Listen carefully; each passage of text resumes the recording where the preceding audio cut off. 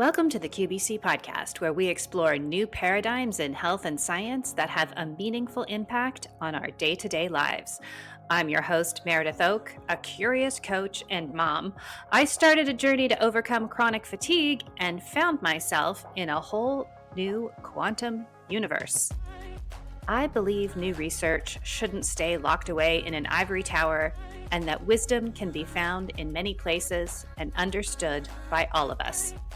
To keep in touch with this podcast, the QBC free community, our episode guide, and all the show notes, please visit qbcpod.com, qbcpod.com. Let's get together to create the future we all want to live in. My guest today is this is a fun ride. I'm really looking forward to going on this one with you guys. Dr. Tina Hills was an ER physician for a long time. So she's a seasoned ER physician with roots in osteopathic medicine. And she has gone on just an extraordinary journey from quantum medicine to trauma medicine to quantum medicine. And she discovered quantum biology along the way.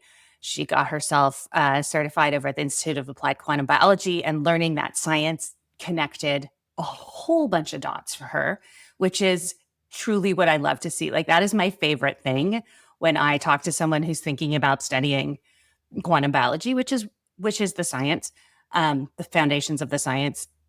And then they tell me like sort of what their background is. And I'm like, oh, I cannot wait to hear what you do with this. Right? Like, I cannot wait for the connections that you are going to make between your vast body of work and this new science that kind of sort of explains what's going on. It's so super cool. I mean, anyway, I sent an email recently about how there's kind of a diversion in the quantum world. There's the academic people who are really focused on keeping everything very, very academic, and they don't want to talk about consciousness or spirituality or quantum healing or any of that stuff. They're like, no, we are focused on electron tunneling and biological systems. And what do you mean that has no other effect on anything? Like, okay, all right. And then in our world, which is more of a grassroots movement, where we want to, see what this information means practically to our lives right this minute, and not wait another 10 years till somebody comes out with a medical device or a drug or whatever they're working on, which is all good, fine. But like, we want it like right now. So we have these brilliant people come in who have backgrounds in all of these, different modalities, different approaches, and they learn the science and they're like, oh my gosh. And then they start talking, they start explaining things, they start seeing the connections. They're like, that's why that works. That's how this works. It's super cool. Anyway, Tina's one of those people. She is a really good time. I had so much fun talking to her. And I'm just going to let the conversation speak for itself without saying too much more. Except I will say this. There are certain things we talk about that are foundational, right? Like circadian rhythms, eating real food, drinking real water. And then there are other things that would be considered like a next step, like other things to layer on once you have those foundations in place. And Tina talks about a lot of those in different, we go into plant medicine, ketamine, she has all kinds of stories about all kinds of things. So just a reminder to please work with a seasoned professional if you choose to engage or layer on any of that type of thing into your life. Okay. And really go inside and ask your inner knowing and your inner body if this is the right thing, if something is the right thing for you. And I don't want you to be like, oh, I heard this on Mara's podcast, so I'm going to go do it. Like, check in if you specifically should be doing that. And Tina has made herself available for conversations. I'm sure you would have a lot of questions for her. So we will get that set up. She's probably going to be inside the QBC free community answering questions like over the next few days if you want to pop in there and ask her anything. Also, this was a QBC Pro event, so we do have some practitioners pop on at the end to ask Tina their questions. Okay, enjoy. If you need anything for your circadian optimization journey, of course, go to bondcharge.com to get them. And when you check out, put QBC in the little box and you'll get a discount. Okay, enjoy this wild ride. Tina Hills, welcome to the QBC podcast. So happy to be here with you today. I've been It's waiting for this. Oh, I'm so excited. It's going to be really fun. When you went through the program over at IQB, you brought so much energy and experience and amazing stuff to the table. So I'm excited to dig into it. Well, you filled a very large gap. You brought everything together with the information that you provide when you start looking at the full spectrum of health. And so, man, I was glad to find you. Oh, I'm so glad and that's exactly it, right? It's just that program is just meant to be like a bridge for people like you who have so many pieces. And Mm-hmm. then it's like, okay, there's just this like there's some fundamentals that some brilliant people have figured out that I mean I don't teach it. It's above my pay grade. But I want all of you to learn it. And yeah, people come in and if that's their gap that they're missing, it's like, oh, and they're supercharged with like Yes, all the stuff that they've been studying for years. yes, yes. Amazing. So, okay, so you are an MD, ER doc, I'm a DO, DO. which Okay. is MD plus, but yeah, I'm a DO. ER doc. Explain how that all works, your Sure. traditional So background. osteopathy broke off of the allopathic back in the 1800s because the gentleman who started it said, "You guys are killing my family with your poisons. I got to figure out how to heal the body." And so when you go through osteopathic school, you go through the standard medical training, but it's a more of a, you're open to a little more holistic Mm. and hands-on. So you learn about 40 different techniques in how to work with the body manually. You still learn all the pharmacology, all the pathophysiology is exactly the same. And then when you get out of residency, you can either attend an allopathic residency or an osteopathic residency. So you just have more options, more training. Oh, that is so cool. So I just assumed because you worked in an ER Mhm. that you had an MD. I did not know Yeah, there's that you could be a DO and work in an ER. That yeah, is in the US, cool. we have full rights in the US. And most of the world we do. There's a couple places where you don't, but yeah, it's full rights. Amazing. Okay, so you chose to do the osteopathic residency route. And Mhm. then what happened? And how did you even end up there? And why were you even like, yes, osteopathy? Because I didn't go to medical school until I was 32. I was, Oh. as an exercise physiology, I was a semi-professional athlete in powerlifting. And as my career started to come to an end in the powerlifting, I had to say, man, and then I got a master's degree in computer sciences while I was doing that. So I was working in the real world. We've got a polymath on our hands, people. We do. And Okay. it's like, my brother said, you're not too old, go back. So I went back to school. And then because of my age, I'm like, I got to get a job where I go to work and go home. I don't want to be in a clinic. I don't want to be tied to a pager. So I said, oh, let me do ER. And so ER is super amazing because our specialty is trauma and resuscitation. That's our true specialty. But by training, we have to be a jack of all trades because you have to be able to take care of anything that walks in the ER. And you have to know enough to speak to your consultants and the admitting physicians. And so you have to have this real wide breadth of information. When I started all this, I was, you're really gung ho. You're all into the drama and trauma. And as you get to this side of it, you're like, I'm done with that part. How do we actually help ourselves now? And so that's what drove me. And I had in 2019, I had just hit the point where I had the perfect job, I had the perfect house, I had the perfect partner, and everything came crashing down because our nice little hospital was bought out by a conglomerate. And I came home from work every day questioning, why am I having to use childhood survival skills to go through work? And that put me on this big, long path. Now it's been 5 years now of who am I and why am I here? And those are the two fundamental questions that you have to get to if you start a healing journey, because you are not your job. You are not the person that you're your parent. You are a parent, but that's not who you are. It's just a role you play. And it really put me down onto this, like, why am I doing this? I have to back up 1 second though, because the very first lesson I learned was from my spouse when I learned it was okay to be happy. Oh, Anything it's started. it's It's such a big one. happy for no reason. And I learned that lesson just before these other very harsh ones came along because I had to know the contrast. If I had not learned that it's okay, I would have stayed in the, oh, woe is me, I'm just fighting the fight. But it made me know that no, things are different. We can treat people differently. We can feel differently about ourselves. And it was about that time that ayahuasca first came around on my email and came in calling, knocking on my door. And it took me about 2 years to go do that. In the meantime, I was dealing with my own traumas and learning how to get it out of my body, how to start healing my body with what I ate and things like that. And so it just kind of moved down this nice spectrum of I'm either going to manage my decline, because when I started this, I was almost 50 pounds overweight, blood pressure, pushing diabetes, incredibly unhealthy. So I said, I'm either going to manage my decline or I have got to change what I'm looking at and say, how do I create health? Because it's two completely at different ends of the spectrum, completely different thought pattern.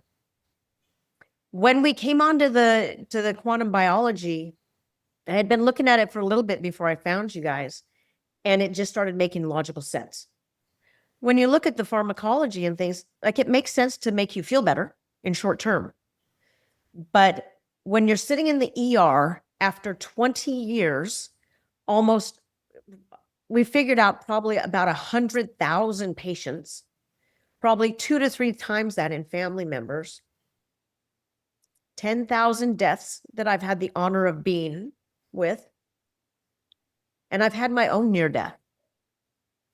And so when you start to move from this perspective of, I know all these things are going on, and then you find something in the plant medicine world that shows you the rest of the energy and the importance of the energy, then you want to come back and put it all together and say, here, this is how you can do this in something called integration. Integration is where you simply take all your lessons and start applying it to your life. So when we started our program, we sat down because my spouse is an ER nurse. We sat down and we said, okay, how do we combine these two things? These have to merge because the knowledge is here. They're just not taking it far enough to heal anyone. And so we started out with, well, when somebody comes in with a code, how do we get them to be alive? If they're dead, when they get to us, how do we make them come alive? You know, because everything's on a spectrum. They're not dead yet. They're just dead. We can still get them back. Just If that makes sense. Dead-ish, not fully dead. Okay. Yeah. And so what we did, excuse me, what we did is we said, okay, the very first thing that we have to do when someone comes into the ER is create coherence. Very first thing. Because when someone goes into a cardiac arrest, their heart is not beating in a proper rhythm. We have to get that rhythm back. Nothing can happen in the body without a heartbeat. You can have a heartbeat with no breath, but you cannot have it the other way around. And so we said, okay, how do we create coherence? And so we went through all this deep dive into what creates coherence in the body and put it in our program. And then we looked at, the quantum biology, circadian rhythm. And so we were just able to meld them together and help people shift their perspective from that decline to the incline. Both of them are hard. They're both work. But the work of becoming healthy is so much more fun and so much more benefit to the outcome of your life that you forget about this other stuff and you won't do it anymore. And as simple as that. I really like this framing of it, managing the decline versus investing in your health, because I think it does a lot of things. One of the things is like, we're so often told like, oh, you're having that happen. Yeah. You're in your 30s. Oh, you're having that happen. Yeah. You're in your 40s. Oh, you're having that happen. Yeah. You're getting old. And it's like, yeah, like all of these symptoms we're told are just quote unquote normal. And it's like, just because what's the phrase? Just because it's common doesn't mean it's normal. Yes. And so that would be the managing of the decline, right? It's like nothing we can do. This stuff's just all going to happen. Wah, wah, wah. But And then sometimes the bridge out of that into the other one you're talking about, where we were creating our health, is through trying to manage symptoms. But you're right, it's a huge mind shift. It's not just like, oh, I'm going to get to the root cause to fix this symptom. Then it's like, once you're down at the root, you got to move over to that Yes. other side. And then you stop doing things like expecting every practitioner you meet to be the last one you'll ever need in your life, and start to realize that this is like an ongoing, non-linear Yes. lifetime journey. Just like we do not age linearly. We're coming around. We start our slow decline around 44 is what they say. You have a clunk, I drop, and you have another rose around 60. But if you look at that, that's right at the time when most people really start having symptoms in that early 40s to mid 40s. You start having symptoms. You start to realize, oh my gosh, I can't do what I used to do. But let me tell you now, that heart attack, that stroke, all of those things that you're having in your 50s and 60s started when you were 20. They did not start when you were 50. It's not a shock. It's not a shock to anyone except for who it happened to. Because it's been going on. We could have told you back at 20 you were going to have this heart attack, but you wouldn't listen, you know? And so it's just fun. It's how you start to bring things together with that. But, and we figured out that nobody is going to heal you. You are fully responsible for your state of being.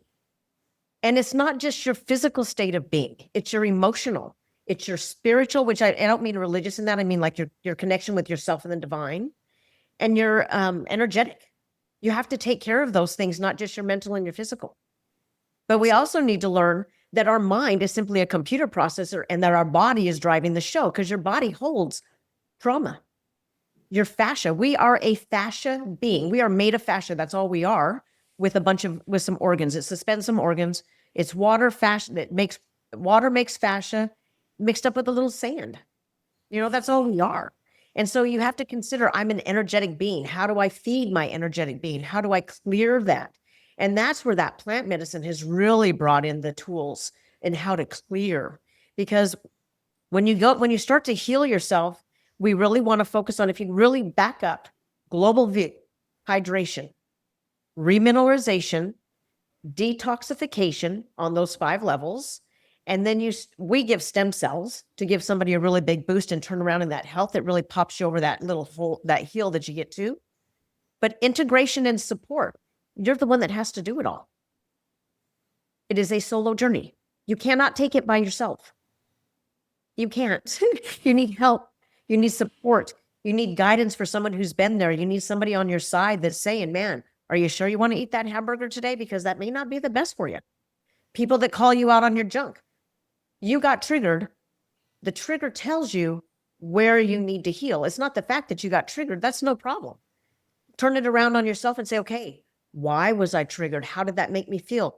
Where was it in my body? When's the first time I felt that? Take it all the way back and then put your hands on your body and say, man, I'm sorry you had to go through that. I'm sorry you had to go through that. And be kind to yourself. Biohacking is a big thing right now. I don't particularly care for the term, because I think we're really moving out of the state of fear and pushing and driving into this state of love and kindness and support. So we try to push people back over to this, just like we do for that health. Because when you're in that bubble of health, that's what you feel and that's what you have. So you've mentioned plant medicine and specifically ayahuasca. So tell me a little bit more, like, what was your impression of it before you did your deep dive? Sure. How did you change your mind about it? What happened when you tried it? Because it sounds like some things. It is an experience. So like I said, it was introduced to me. It just came across on Instagram or email. I can't even remember what it came, but I just saw it and I was like, oh, that's really interesting. I wonder what that is. And I looked it up and I said, okay, well, that sounds interesting. Put it away. Didn't think about it again. 2 years later, it was over and over. And so we say that it's calling you. It was calling me to come visit. We went down to Costa Rica to a resort there and participated in the ceremonies with Taito Juanito. He's out of Colombia. He's he's like a 7th or 8th generation shaman out of Colombia. And when you go into ceremony, it's actually really kind of like being in the ER. It's dark rather than light, but it's dark. It's loud. There's people crying and screaming and laughing and running around and You're dancing. like, this There's all makes music sense to and me. smoke and light. It's just fun stuff. But when you go in, you have to do ayahuasca, especially with people who know what they're doing, because this is a traditional medicine that's about 5,000 to 10,000 years old. And these people have been working with this medicine since they were children. And so they really know the intricacies and how to deal with the medicine. But you go in and you have a cup of medicine. It's in a little shot, a little shot glass, just one cup at a time. And then you go and lay down on your mat. And it's just like a twin mattress that you have set up. There was about 80 people in our group. After you drink the medicine, you go lay down in it and you sit there for about an hour quiet. It's called the noble silence. Everyone's quiet. And then the action starts. The music starts, the vomiting, the singing and dancing. You're getting blessings from people. But when you do plant medicine, what it does is it's kind of like ketamine in the ER. It dissociates you from your ego and turns off your thinking mind. It takes off all your filters so you can see a different reality. It's the closest thing to a near death that I've had, because all of your filters are gone and you can see what's actually happening around you. And it shows you what's in your body to get the trauma out of your body. Your SIG3 gene determines where you store trauma. Ayahuasca it goes in, it actually maps out your DNA. There's been tons of studies, especially in Europe. It goes in, it maps out your DNA, finds that trauma, and it's sitting in your water, your fascia, and it kind of brings it into your bowels or into your tears or wherever it needs to go so that you can purge it out. And so it's literally you're purging energetic waste out of your body. It's just that stagnant water, it's stagnant. So it grows things in there. You hold things in there. It's bound up with the fascia. So if you can imagine, you have all your easy water, you have your fascia bound up around from an injury. So I spray, just say somebody spraying their ankle, it twists the fascia up because that's your shock absorber. That fascia holds 2,000 pounds per square inch. And so as that binds, it kind of gets stuck. Then it gets adhered, then it gets dehydrated and crackly. So as you go into that fascia and you start to release it, you release that energetic trauma, the water, let the flow come in, blood vessels start to flow, nerves start to flow. Because the majority of our nerves are in our fascia. It's not in our brain. It's like 100 times more in our fascia. And so when you work with ayahuasca, then you start to deal with those energies on a different level. Because now I'm familiar with my body. If I go on a journey, I know where I'm going. I know how to get there, and I'm comfortable getting there because I'm not distracted by all the visuals. I take the visuals in. I say, okay, how do I learn from this? And then you just start to apply those through integration because you learn. And it may not be that night. It may be a year later where you go, oh my gosh, I had that ceremony that told me this was going to happen. And so then you go through and it just stays with you. And the medicine's always with you once you have it. But we do the same thing with ketamine. We've used it in the ER to do things like this. I had a guy who came in for a shoulder dislocation. Ketamine, you give it in the IV, shuts off the ego, separates you from your mind. You're still awake. I can talk to you. You can hold a conversation, but you have no clue what's going on. Had a guy came in for shoulder dislocation, gave him some ketamine. While he was there, he said, I'm suicidal. I'm incredibly sad. So I said, all right, man, let's help you out. While I was reducing his shoulder, and Troy my spouse happened to be working with me. We said, all right, let's get this guy turned around. So we started telling him all these things about you are loved, you are worthy. And just going down this list of you love your body, you love yourself, you're worthy of that love. And then I kept him overnight to monitor him. When he woke up the next day, and as we're starting to talk to him, he's like, man, I feel fantastic. I feel great. I've never felt this good in my life. It just because he had the opportunity to somebody tell him, man, you're okay. Yeah. And I want to tell everybody that you are okay. You're perfect just the way you are. You're just in your process. Yeah, we all are. And so do you think that those messages of love sort of penetrated his consciousness differently because you'd given him the ketamine for his shoulder and his ego was out of the way? Absolutely. Is that what you're saying? Absolutely, because then he doesn't have any defense against that. He doesn't have that thought because that's the ego telling you that, right? And so he doesn't have that thought of, man, I want to kill myself. Now he has that thought of, wait a minute, I don't want that anymore. Now, hey, I want to go have a good day today. I don't want to do that anymore. And it's where you get that, you short circuit the neurals, and it's that neuroplasticity, right? And so you can short circuit those little loops. And that's what the medicine does. It helps you short circuit the loops. So instead of staying on that little roller coaster of up and down, I'm suicidal, it says, nope, I'm done with that now. Now I get to make this new loop. And you only have to stop the something once to start neuroplasticity. And so it makes it a very easy process once you know how to do it. So even one of the best examples of that are your spinal reflexes. A spinal reflex, you touch the stove, you pull your hand away so you don't get burned. That message never makes it to your brain. It goes from your hand to your spinal cord and back out for you to respond. You have emotional reflexes that are just the same. So, somebody triggers you, you lash out and say something, and then in your mind you're going, holy crap, why did they say that? I didn't want to say that to them. I didn't mean to say that. You feel badly. But it's a loop that comes from your spinal reflex to protect you. And so what we want you to do is kind of take a step back, push things off of you. This is what we do in the ER. Like if I got caught up in the drama of everything, I could not keep track of anyone. Because if I'm saying, oh, their blood pressure's low, everybody agrees their blood pressure's low, but we're stuck in that. We can't get anything accomplished.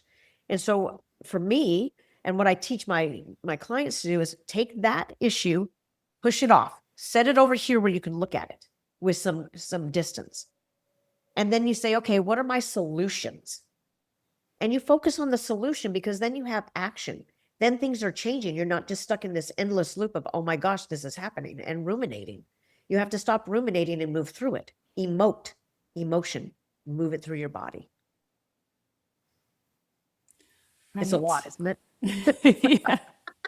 So you've talked a lot about trauma being stored in the fascia. Could you explain sort of your understanding of how that works, how the structured water in our body holds trauma, and how we can unhold it? You think about the body's like a quantum computer, and you have data that's stored in water molecules, your DNA molecules, your fascia, which is water. And then you have microtubules. So if you think your brain is your computer, your network system, your Ethernet hardwire is your nervous system, and your fiber optics are your fascia. And so things travel in with quantum speed. It's biophotons, bioacoustics. It's everywhere in your body because it's what you are. And what happens is that fascia gets bound up and it keeps that trauma in there. Because when you have, and it doesn't have to be big, it can be small. My mom yelled at me and they didn't yell at my sister, and we were doing the same thing.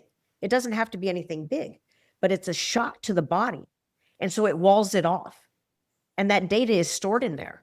And then if it's not dealt with, we apply layers of protection, layers. And it's just data that's stored in that water, literally in quanta. Yeah, I mean, that makes so much sense. And it's video onto DNA. They've shown they can download video onto DNA and replay it. It's just data. It's just information. Right. Energy. It's just light information. We're light information. Our bodies are light bodies. And so when you put that, it's like a quantum computer. The ultimate quantum computer. Yeah. And I love this way of talking about it because it's very not emotional. I mean, I think, being able to experience our emotions is key to being a healthy person. However, sometimes we can attach too much to a certain concept. So if we're just talking about trauma as information encoded in the body that's having a certain kind of outcome, that makes it much more, it's got a more objective feel to it. It's like, okay, so what are some things I can do to release it? That's it. That's all. And we have this idea that like, oh no, like I've been traumatized, or my kids can't get traumatized, or no one, and the trauma's there forever and it's going to impact me for the rest. And it's like, no. Correct. You can heal it. You can get rid of it. Because if you are put here to go through this process, when you are a child, you have all of your story. Everyone has a story. The beginning of the story is all the drama. The back half of the story is your hero journey. My good friend Kevin Call talks all about it. It's your hero journey. You come out and you say, okay, I've learned all these things. All of the tools that you learned as a child, you turn around and say, okay, I don't have to rely on them to survive, but I have them in my back pocket if I need them. And all you're doing is gaining wisdom and tools and learning what your boundaries are. And, so I like to look at it objectively. There are very emotional moments. I mean, I've had people where I'm doing myofascial release or fascial maneuvers on them, and shoulder, like out here, just in the fascia, wasn't even on a muscle, not a joint. I had a hold of something very not fun for the patient. And as that lets go, there's actually a loud pop, almost like you would hear if you popped your neck, but it's out in the fascia. That pops. There is a flood of emotion and instant relief because it's now gone. The restriction, the containment has been let go. So now there is more flow. Sound, light, water, and movement. That's what the body wants. And it wants that flow. We are water beings. We don't want stagnation. So the primary thing in letting go of trauma is going to be fascial maneuvers because you have to manipulate it out of the body. Internal trauma has to be healed from the inside out. That's our mental speak. All that junk we've done to ourselves, the physical, all the junk, I mean, just everything you do to the internal body. Sometimes that external trauma has to be healed from the outside in. So let's say if I had my trauma is sexual abuse. That was just the backdrop to my story. And so now as I'm working with, I have Troy work on me. She's doing work on my abdominal area. And it's almost like you took a black dagger out of my lower abdomen. And it's that relief of, oh my gosh, there's the energy that is gone. I don't have to carry that anymore. It becomes more of a memory than an experience that you're still experiencing 30 years later or however old you are, so it makes it a very interesting and much more beneficial treatment when you can go through all of those areas, because we talk about root causes all the time, but it's the seeds, the little seeds of trauma that start to develop those roots and give rise to roots. And so when you get to that little seed down there, you can have healing on all these different levels. Right. The seeds of trauma. Yeah. Body keeps the score, right? There's a whole book about it. Yes. Yeah, there is. And it's interesting to watch, just sort of in the popular consciousness, the idea of trauma was just something that was never discussed. Then it was discussed. And now it's sort of like front and center, but in a way where it's like, oh, you have trauma and you were triggered. We have to reconfigure society to never trigger anybody ever. And it's like, yeah, I don't know that that's necessarily like what you're saying. It's like, no, we need to heal ourselves so we're not so easily triggered. Well, yeah, it's your trigger. Your trigger is just simply showing you where you need to heal. Yeah, that's all it is. It doesn't have to be some big dramatic event. I mean, sometimes it is. I still break down and cry. If I have, it comes in, you feel it, you experience, and let it go, because what's coming is going. But also true, what's yours is yours. What's mine is mine. No pasa nada. And when you're triggered, you start to lash out at people. And that's not okay, because that's not their fault. It's what you hold inside that you need to handle. And when you handle your stuff, then you can turn around and look at everybody else with compassion and say, let me help you through yours. And that's the difference. And that's the integration, is because you have to start to spread it out and create that butterfly effect and the overall shift in the consciousness. Yes.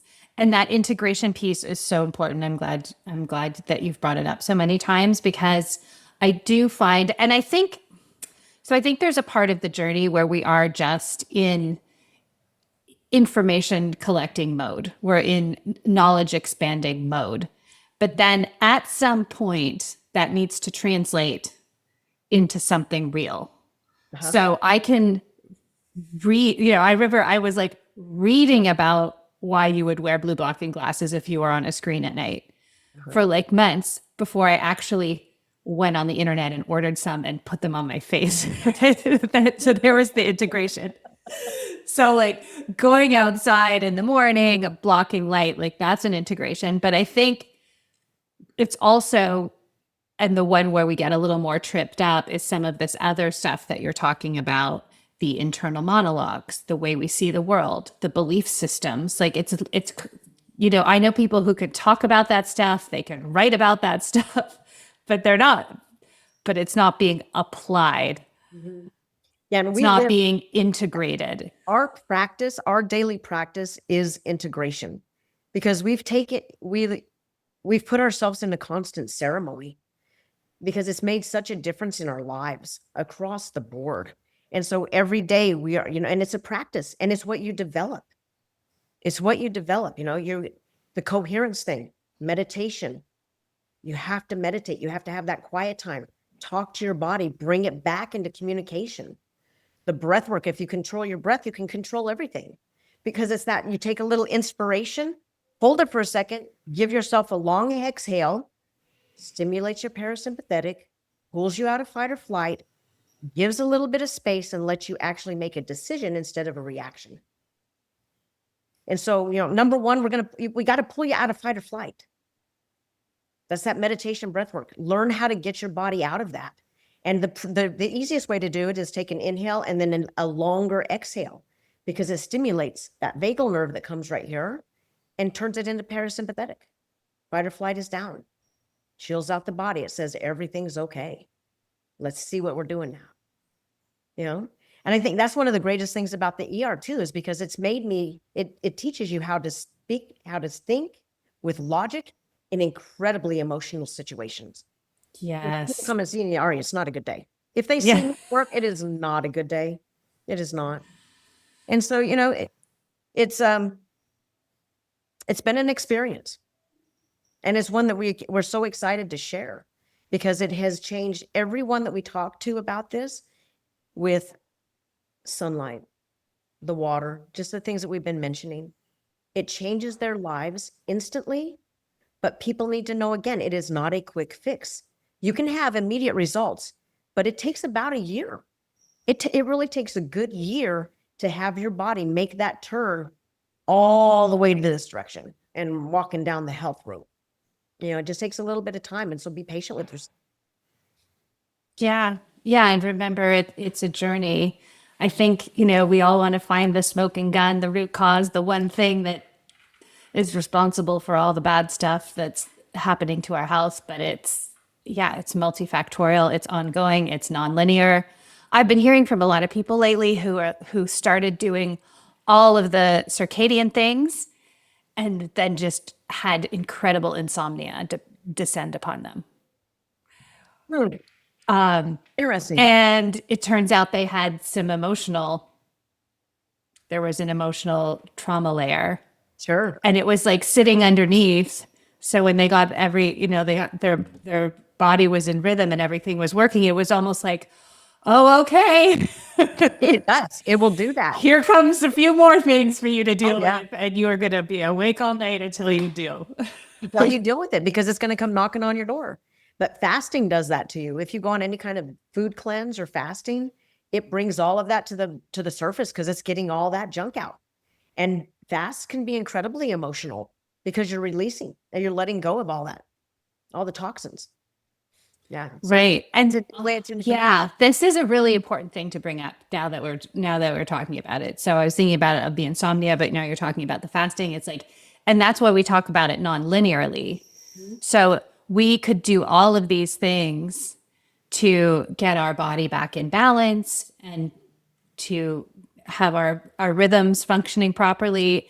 And it's like, because our body's experiencing that safety and that coherence, there may be all kinds of surprises. And it's like, why am I worse? I'm doing all the things. Mm-hmm. But you're not worse. You're not worse. You're not worse. You're releasing. You're much better, because now your body says, I'm safe enough to handle this. Yes. And that's, have a friend. Phone a friend. Yeah. Someone that you can trust. Someone that has been through it already. Someone who can guide you to the next step. Because, with Troy and I, what we really focus on, we had this great relationship because we worked before we were together. And so it really let us have this trust and this completely different perspective of what a relationship is going to be. And so while we've gone down this path, it'll be like one of us gets a little bit ahead, and then we say, okay, come on, catch up. So it's kind of this stepwise pattern. And we've done that with each other the whole time. Okay, I found this. This is really working. This isn't working. Let's try this. And we kind of pull each other along. And so I liken it to rolling a ball uphill. She's in her bubble. I'm in my bubble. We're pushing the ball together. And we have to keep it even going up the hill. And so everything we do is focusing on that. We don't look behind us. If something comes up from behind, we say, man, that was kind of sucked. We got to get over that. How do we get over this? And we work through it. And then we just keep pushing that ball, because it's a lot more fun to play games with that ball than it is to think about what happened in the past. But we've already dealt with it. So we're not ignoring it. We've already moved through it and let it process through our bodies and our emotional state. And like, okay, if I had this happen when I was a child, here's the tool I learned that I had. How can I make that a beneficial tool? Get rid of the ones that no longer serve. Don't use them anymore. Tools being all of the things we've talked about, your emotional support, just different tools that you gain.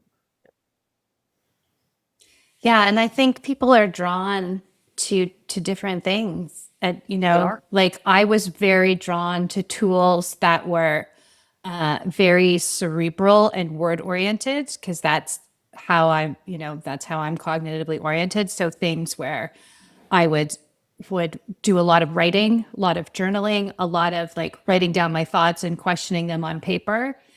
And other people, I was like, this is amazing, try it. And they were like, I hate this. What are you talking about? Like, this is useless. But I found it like completely transformed my life, like in a profound way. But that's what I was drawn to. So, but that was your meditation, right? So it's Yeah. your right time. It's your time with yourself. It's reflection. And so it works for you. That does not work for me. That's what I learned. So other people, like my brother, for example, he started like running marathons. There you go. Just being in constant mode, like being in physical movement all the time. And that's his meditation practice, I would say. Okay, you mentioned something earlier that I want to circle back to. And then I'm going to open it up because this is a podcast interview and also a QBC Pro member event. So we have a few people on. Lacelle, Violetta, if anyone has questions, put them in the chat, or you're welcome to jump on if you want to unmute yourself to do that. So I'll circle back to you in a second. But Tina, you mentioned earlier that you worked for a small local independent hospital that got bought by a conglomerate, and a lot of things changed. Tell us, like, what changed? How is it different? What did you learn about the healthcare system in that experience? I was safely protected in the military for a long time. So I didn't have to deal with the reality of what was going on in the hospital system. And so we had the last physician-owned hospital in Texas, and it was a private group, and it was a Democratic group. And when the conglomerate came in, first they took that group, they bought the group first, and they totally dictate how you can practice medicine. You don't have free thought anymore on how you practice. There's very certain things that you have to do. Everything is on a time. You have 2 minutes to see a patient. You have 5 minutes to start a chart. You have 1 hour to get them to just everything was like timed. And if you didn't make those, then you're getting in trouble for not making those time. It was just a completely different environment. And I'm used to giving self-love messages to the depressed guy with the dislocated shoulder. And they're like, no, you have 2.5 minutes. Yes. Wow. Yeah. Okay. So it's just corporate medicine versus a private practice almost, just very, very different. And a lot of rules, a lot of rushing around, a lot of not fun for the patient. It wasn't fun for us, but the patients were suffering. Right. So I had to get out of there. Yeah. No, that's crazy. Because you are someone with your body of work who's bringing a lot more than just the very specific acute, required response. You're bringing so much more to the table. And that model basically erases any chance of that happening. We made it happen. You found a way. Yeah, I talked to probably 7 out of 10 patients about some sort of quantum health. And they're very open. People are just craving something different. So you were talking to them about this in the ER while they're in there? Oh yeah, all the time. I would Good have for you. medicine discharge instructions because I have to meet a standard of care. Mhm. So say somebody comes in for a urinary tract infection, here's your antibiotic and here's your discharge instructions for a UTI. And here's how you get your gut back in shape after you take this antibiotic. Because it's going to make you have these emotional things. It's going to make you have these physical things, and you need to get your body back in gear. It's going to take 6 months. And so it would have that conversation. And so that leads you all the way into see the sunrise, get in the UVA, put your feet on the dirt. You know, it just leads you down that path. And so you get to talk to a lot of people about it, and everyone, even especially nursing staff. Had a friend of mine who was a nurse for a long time and ended up getting colon cancer at a very young age. And I said, man, get out there and start doing the circadian stuff. He texted me at the 2 days into it. He texted me and said, Tina, I haven't felt this good in 10 years. Wow. 2 days. It's an immediate, that's what I say, you can have immediate results, but the actual change of symptomology and the disease process takes a little bit longer. Right. It takes about that year. Yeah. But It's yes, easy. but your body getting back into rhythm can happen right away in the Yeah. I'm really excited that everyone's into it. Yeah. Everyone's, there was very few. And you know, right, when you start to talk to someone, whether they're going to listen to any kind of information outside of Western medicine, but it was a good 7 to 8 out of 10 people who were hungry for something different. Amazing. Yeah. So for anyone listening who does work in a traditional healthcare model, tell us again how you slide in you just put it in their instructions. We're going to handle your illness at this time with these medicines. But when these medicines are done, you need to get your body back into a homeostatic place. You have to move it back because these medicines are going to do some damage while you're taking them. And we got to get you back over here where you were, where you started. And if you continue doing these practices, they'll actually heal your body.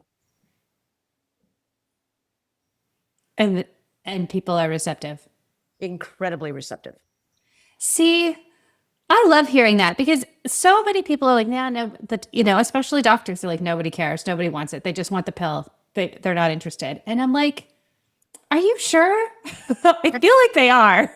You We're know, interested. especially when you get into people who are into any kind of plant medicine and kind of know a little bit more information about how the system works and the game of life works. And people don't want it anymore. People know it's just a Band-Aid. You know, it's really good at controlling symptoms, but it's not doing anything else. And if you block something that the body's supposed to do naturally, it's always a disaster. And that's what most medications do in the long run, you know. So Right. have a different perspective though, Yeah. because I've experienced it and I live it every day. And now I'm, you know, all of us, all of our friends, everybody that we get on the same pattern, our business partners, we make sure everybody's doing the same thing. We just got back from Las Vegas. We were going out there to do stem cells, and our business partner sat down. She'd been here all week having all the fruits and vegetables that we eat, sat down to have one meal. She's like, I can't eat that anymore. She was almost sick. And from that point, that was her last regular like meal with gluten and, you know, all the different things on her sandwich. She's like, nope, I can't do it anymore. It made me feel too badly. And so people get that shock after they've been exposed, and then it's a complete change. Right. And so just because people always like to know, what do you recommend people to eat?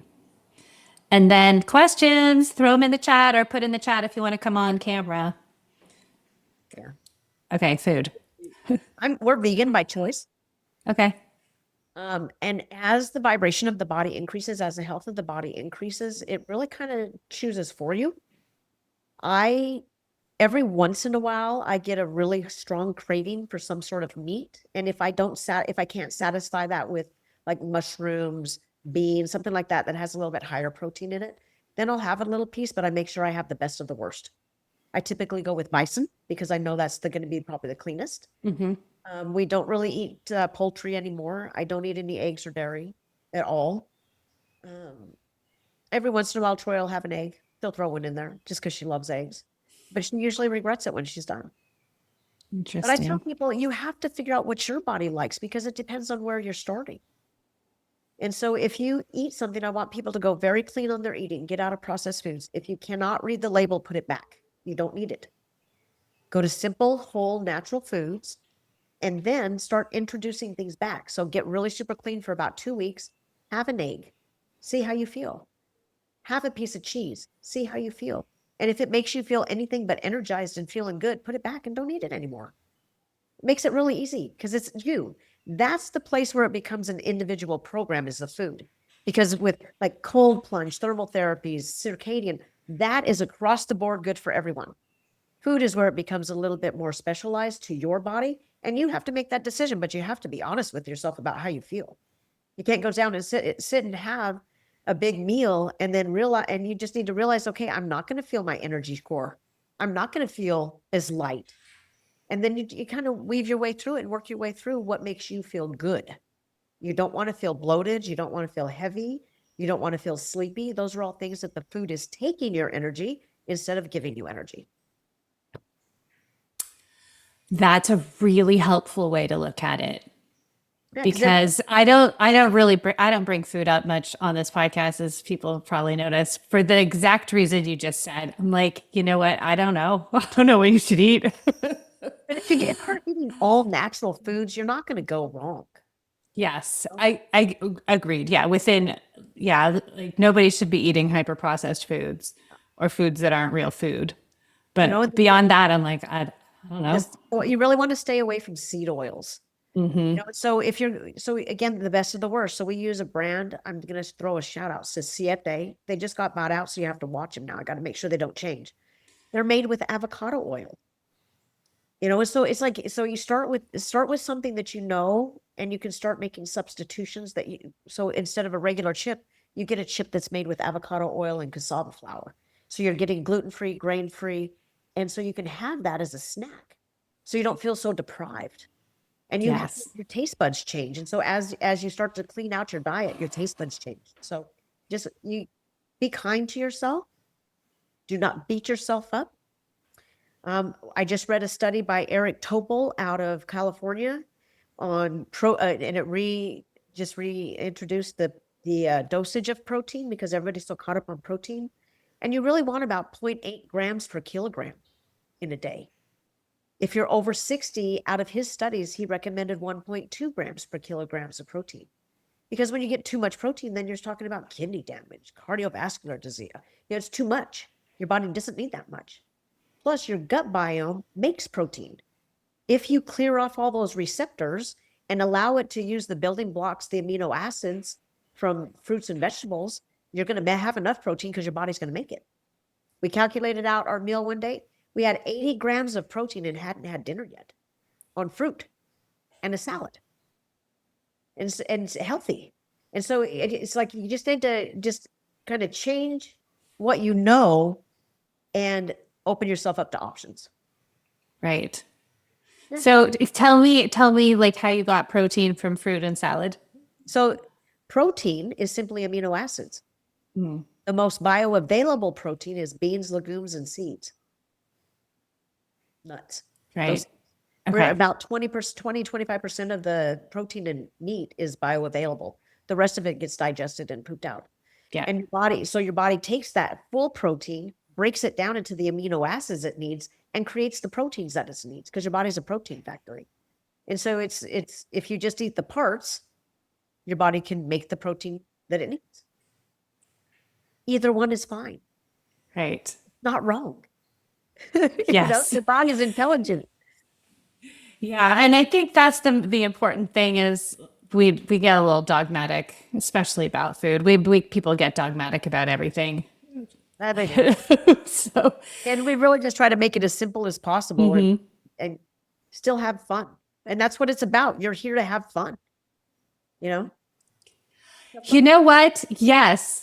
And that's circling back to where we started before. And I also just want to say, like, I do some of this like super esoteric people that I have followed or read over the years. They did say that as our frequency rises, our need to eat food will be reduced and our need to eat animal protein will be reduced. I'm not there yet, but I do see what you're saying. And so what we want to look for is not, is this on the good list or the bad list, but how do I feel after I eat it?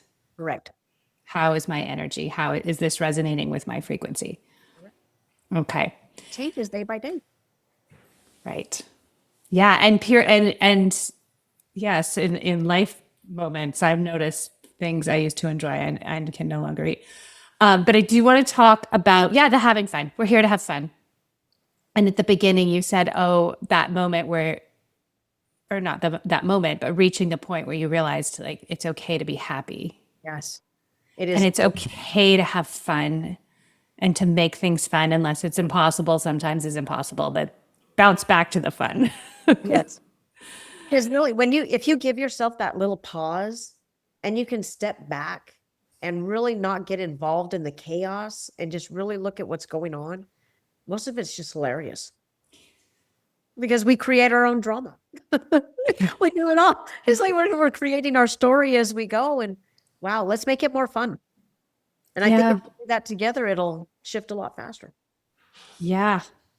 I know. And we do. We make up these stories. I've had like a really busy couple weeks and like I feel these moments where I'm like, oh, I'm only sensitive. And then I'm like, what are those things, Meredith? What are they? I'm like, oh, I get to interview Tina on a podcast. Oh, I get to help fundraise for my children's school district. Oh, I get to like write a blog post. Like these are great things. But my Yeah, mind likes to take everything and just turn it into a storm cloud. that's what we expect to do. You know, that's what everybody has taught you what to do. And so it's just change of perspective. The first thing that happens, change in perspective and just saying, I'm really okay. I don't want to do this anymore because it hurts too much.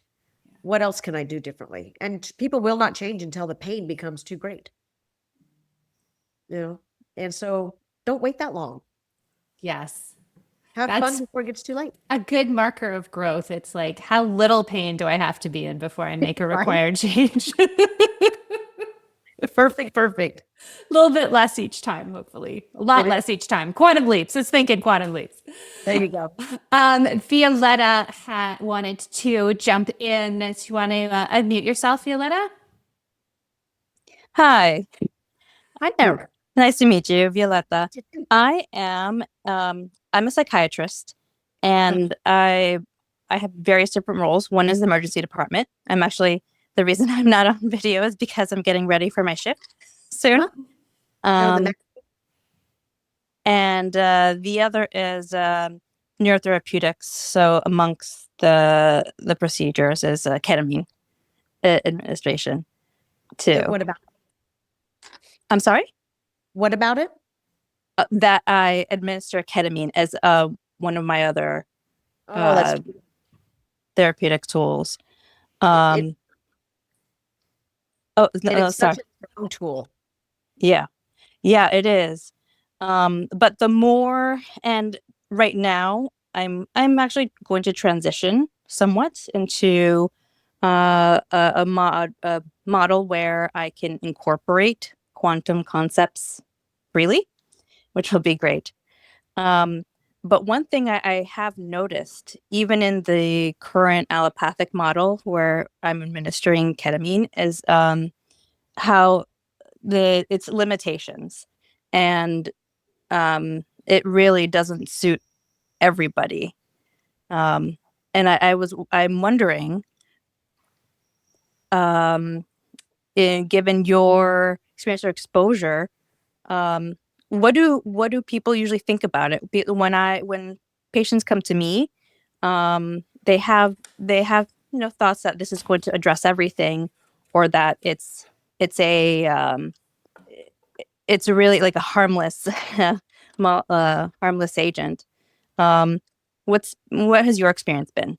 So typically what will happen is you have that breakdown of the consciousness and the ego just long enough to get you in the door. That is where the integration comes in. Plant medicine is simply a door that opens to a different perspective. That's all it's doing. Things like ayahuasca can actually get the trauma out, but when you have something like ketamine, you're overriding those systems that are in place so that you can reprogram them. And that is why integration is the most important part of all of this, because now I have somebody who is vulnerable and we can say, okay, this happens before you ever even give ketamine. You have this plan in place in, okay, what are we addressing? I do body work when I have people on it. And so I help get some of that trauma out. And as they're coming out, we are talking. We're talking about their trauma, what they experienced during the journey. How do we apply those things? And we really talk a lot about the experiences that we've had in both the ER and in our own lives. And that's telling that story of how you integrate is going to be one of the most important things. You need to experience ketamine yourself, so you know what it feels like. Yeah. Opportunities like that for professionals are few and far between. They are. But, you have somebody there's tons of ketamine clinics that are starting to pop up, but that may be something that I would really consider, because I wouldn't do anything that I would ask somebody to do. I would never send someone to ayahuasca. I would never have anybody use psilocybin if I hadn't done it myself and knew what it felt like. Yeah. And I think perhaps a different setting because I think I don't know, but in my current setting in allopathic medicine where I practice, it's definitely not something, I think there would be some scrutiny. Oh yeah, absolutely. This is going to be something that's in a private practice where you have someone who's really cold. Set and setting is really isolated out. It's set and setting is everything. You have to set the intention. You have to set the space so that it's calm. It's inviting. It is safe for that person. And as they start to go down, they have to be able to really let go, because people can still kind of hold on, and it becomes a little bit of a fight as they go down. But if you have them set, we're going to have fun today. We're going to do this work, but we're going to have fun. And the energy that you bring into that room is going to make the difference. When I was working on that guy with the shoulder, I was in a freestanding ER. It was called a freestanding ER. He was the only one there.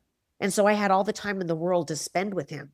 And then I had a few patients trickle in, but my attention was, I had the ability to give my patient that attention. And so if I do it now, it's not typically in the ER. It's typically done in right over there on that couch, actually, where people can come over here and they lay down right there and have a great experience. And it, like I said, just when you guide them, it depends on how you hold that space and how you control that space. That Yeah. helps. Oh yeah, definitely. Yeah. Thank you. You're so welcome. Right. Thanks, Violetta. Good to see you. All right, Tina, this was amazing. We'll have to do it again sometime. All right. And are there any last thoughts coming to you that you want to share? I feel like there might be. I think we got it out. Okay. I think we have a good one for the day. That's a lot to think about for people. Yeah, it is. We covered a lot of bases We there. did cover a lot of bases. And so yeah, just maybe after you listen to this, go for a little walk, or maybe you're already out for a walk, and let it process. And I'm happy to have people reach out to me and ask me questions. I'm easy. Great. It's really, really super easy to find me online. And so just reach out. So yes, let's tell people how to find you. So you have a private practice. Is that in Florida? It's a concierge, actually. So we kind of go, but I have heal.me / Dr. Tina Hills is probably the easiest. Our website is being redone right now. And so it's under construction. That's probably the easiest, other than Instagram. It's Progressive Health Management, PHMX, or Dr. Tina Hills DO, either one. On Instagram. Okay. And yeah, look up Tina, connect with her. And yeah, thanks for being an amazing light in the world. Thank you. You brought this knowledge into the world and exactly when it was needed, man. And it's just, thank you. Thank you. Because you participated in my healing journey to a point that I cannot even express my gratitude. You and Carrie and everybody. And I truly appreciate it. Because I wouldn't be here without you. So thank you. Thank you, Tina. Thank you so much. I look forward to chatting with you again and covering even more. Yeah, we can talk about something more specific next time so we can. Yeah, I'd love to do that. Yeah, do like a big, broad overview, and then next time we can go deep. Maybe ayahuasca or something. I haven't gone deep on that yet. Sure. All right, girl. Okay. Thank you so much. Thank you. Bye-bye. This has been the Quantum Biology Collective podcast. To find a practitioner who practices from this point of view, visit our directory at quantumbiologycollective.org. If you are a practitioner, definitely take a look at the Applied Quantum Biology Certification, a 6-week study of the science of the new human health paradigm and its practical application with your patients and clients. We also love to feature graduates of the program on this very podcast.